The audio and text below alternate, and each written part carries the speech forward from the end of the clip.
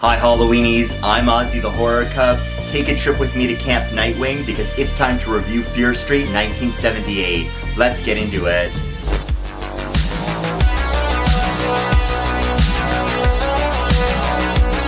Watching this as a Community fan, the first thought that I had in my head the second that the movie started to roll was, Britta's in this? If you love Community, Community is one of my top favorite shows. I love how meta it is. I love Dan Harmon. Love me some Rick and Morty too. The second that this opened with Gillian Jacobs, I was into it. It sold me. First of all, this is a sequel to Fear Street 1994. This is part of a trilogy event that Netflix has launched.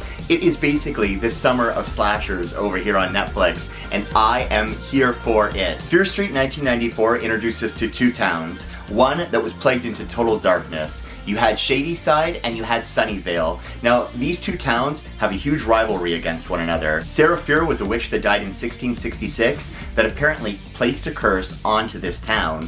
And now, our kids that were caught up in the 1994 tragedy. And if you haven't seen Fear Street 1994, click down below because I've got my full review for you. Or go check it out on Netflix and then meet us here back again because this is going to be a spoiler review. There was a lot of gory details and we need to talk about it. If you love camp-based slashers, if you love movies like The Burning, Sleepaway Camp, if you like Friday the 13th, this movie is going to be so up your alley. Fear Street 1978 takes the story and it's basically a prequel sequel to the first film, and I really did enjoy this movie. You've got a great cast in this movie. You've got Sadie Sink playing Ziggy Berman, Emily Rudd is playing Cindy, her sister, Gillian Jacobs, obviously from Community, playing C. Berman, also known as Adult Ziggy later on in the film. And then you have the survivors of the 1994 massacre going to see C. Berman and getting the story explained of what happened at Camp Nightwing in 1978. She was the only survivor. She came close to defeating Sarah Fear. The kids need to know the secret to defeating her because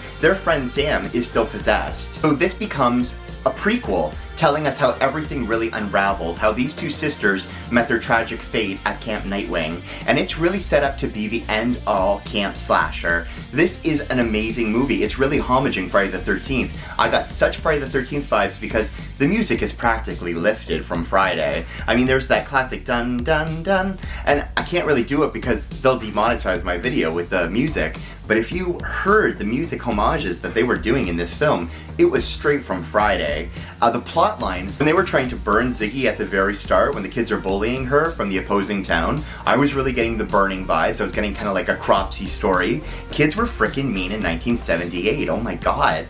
This movie too, 1978, although we're homaging 80s based slashers, it really did, 1978, come on. Halloween, that was a key seminal year for slasher films because although the prototype existed for the slasher, yeah, you had Black Christmas and yeah, you had Texas Chainsaw Massacre, it was Halloween in 1978 that solidified the slasher genre in regards to what a final girl is, how the slasher formula works, and how it all plays out with the virgin archetype. This movie excels on that. We do have an amazing final girl in this movie. I love Stranger Things, so Sadie Sink, she does it for me in this film. She's sassy, she's brutal, she's giving me Sagittarian energy, so I really would love to know what your star sign is. This was not just a simple camp-based slasher, because we have the Sarah Fear story that's still tying into all of this, because Sarah Fear has been known to possess men in the town of Shadyside and get them to do her bidding to kill. And all of this is going to have to connect back to the next movie that's coming out next week, July 16th on Netflix, Fear Street 1666. So we're going to find out the Sarah Fear legacy story. Each one of these movies is really diving into the mythology of this town, of Sarah Fear, and it's really expanding upon these characters, and it's taking us on a great ride. I really did enjoy this film way more than part one. This film was almost 2 hours, but the pacing of it was fantastic.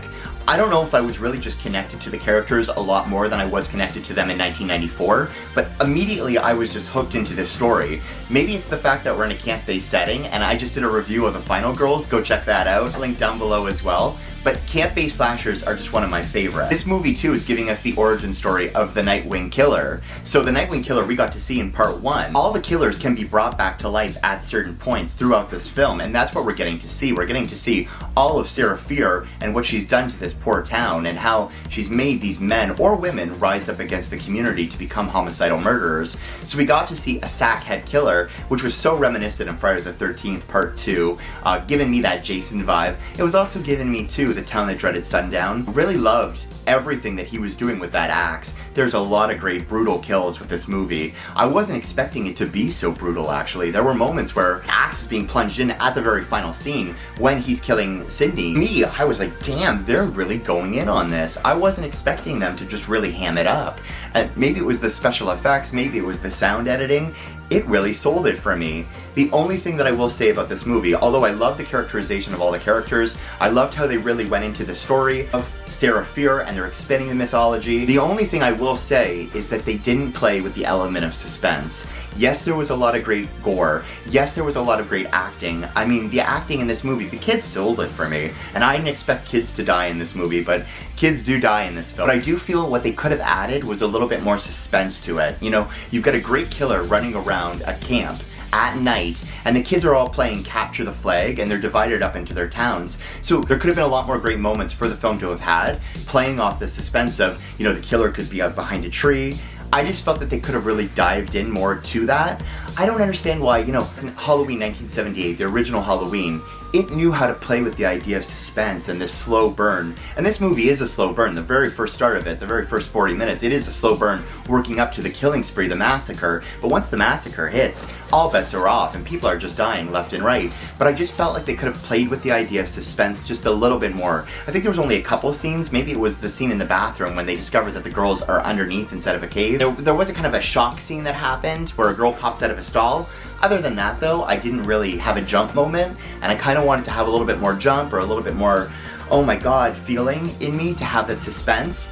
That's something that I haven't felt with this series yet. What I will say about the Fear Street series, like Goosebumps, like Are You Afraid of the Dark, because this is an R.L. Stine source-adapted material, it's great for people to get into the horror genre. That's what Goosebumps did for me, reading it when I was a kid. It got me into the horror genre. It introduced me to something. So if you're trying to introduce your kids, perhaps, I know this is an R-rated movie, but if you're trying to introduce them to slasher films, these films are a great introduction. They're brutal as hell, I will say that.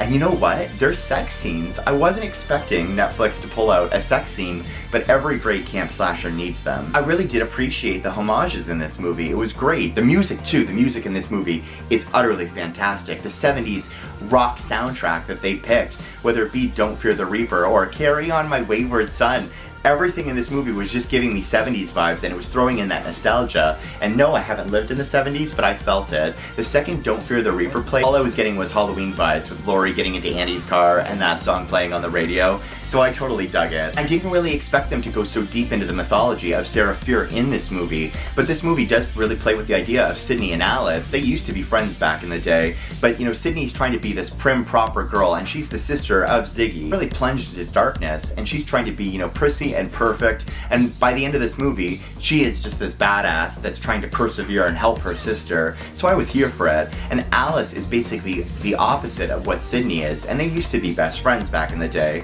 But these two are trapped in Sarah Fier's cave, and she had a cave all over Camp Nightwing, and they're trying to explore the cave and the origin of Sarah Fier and how to get out, and they discover Sarah Fier's hand. So there's this whole subplot about how they have to try and bring Sarah Fier's hand back to her original gravesite, and that's going to take us to part 3. And again, we're still flashing back in time, so we're going from 1978 to 1994, and in the next film we're going to be going from 1666 to 1978 to, again, 1994. What I love the most, too, that we're going to find out is our lead character has now, because she's touched Sarah Fier's hand, and we're going forward in time after Ziggy has explained the story of how they were unsuccessful to bring the hand back to Sarah Fier's grave. As our lead character, Dina, finds the hand at the mall, of all places, because they replaced Camp Nightwing with the mall, and that's giving me very Stranger Things Season 3 vibes as well. But they find Sarah Fier's hand in 1994, and they're going to try and reunite it to the body, and they're going to try and do what Ziggy couldn't do in the very end of Fear Street 1978, which is going to take us to 1666, because